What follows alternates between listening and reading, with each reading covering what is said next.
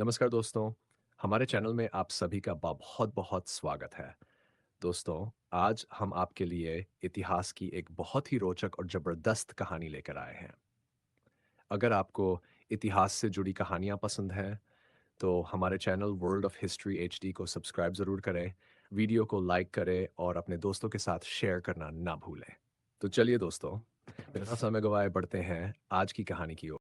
बाहुबली राजा की पूरी कहानी बहुत पुराने समय की बात है। भारतवर्ष में राजा ऋषभदेव नाम के एक महान राजा थे, जिन्हें जैन धर्म का पहला तीर्थंकर माना जाता है।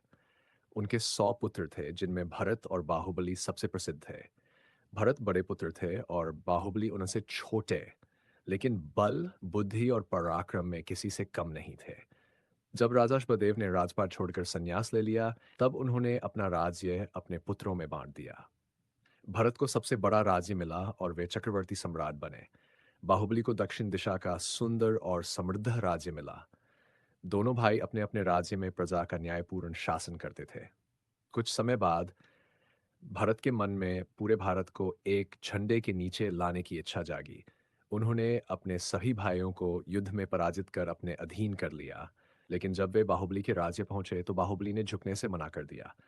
इससे दोनों भाइयों के बीच युद्ध की स्थिति बन गई। दोनों सेनाओं में भयंकर युद्ध हुआ। हाथी, घोड़े, रथ और सैनिक आमने सामने थे। कई दिनों तक युद्ध चलता रहा, लेकिन कोई भी जीत नहीं पाया। तब यह तय हुआ कि अब दोनों भाई आपस में द्वंद्व युद्ध करेंगे, ताकि अनावश्यक रक्तपात न हो।